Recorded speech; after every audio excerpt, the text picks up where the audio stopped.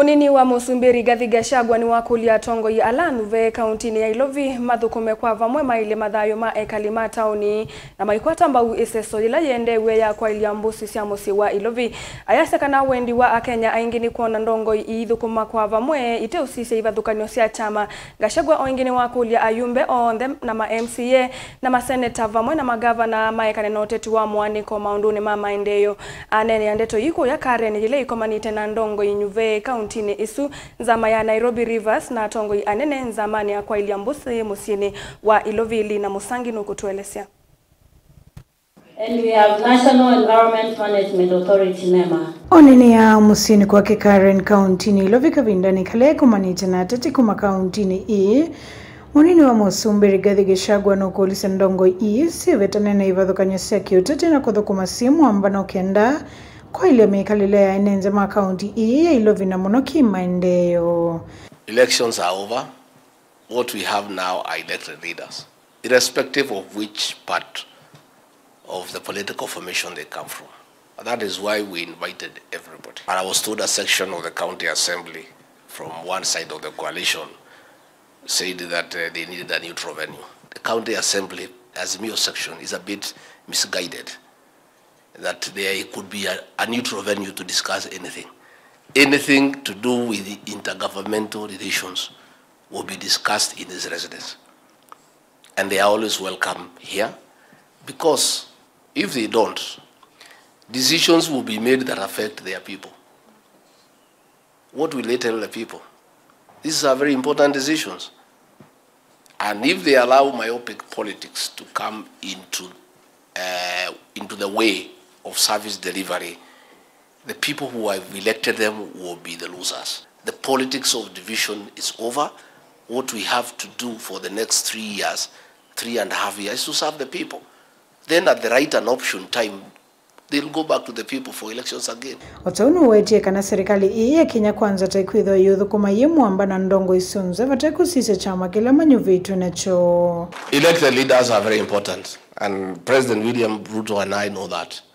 That is why in our part of the coalition, we have regular PG meetings to talk with our leaders, because they are the representatives of the people. And if you want to know what is going on, you talk to the leaders. If you don't talk to MCAs from mashinani, wewe utakava Nairobi unazunguka na kiti, you think you know anything. Kumbe ulikwisha huko kitambo, watu wanakudanganya.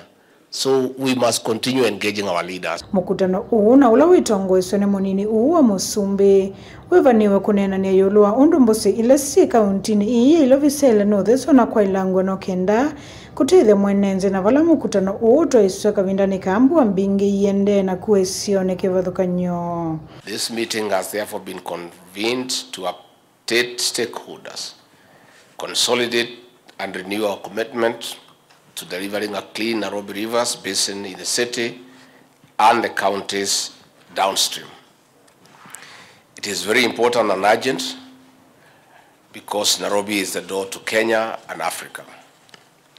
Pollution and other forms of degradation of the Nairobi Rivers are a threat to the existence of our people, not only in Nairobi and its environs, but also across the country. Just looking down in the morning when we wake up and we looked at Mathare, and I think many people, women, children, have just gone with that water because everything is submerged. Nairobi River starts from up. So even if we are discussing, we have to look at from the south, Dagoretti South coming down, because the water comes from there.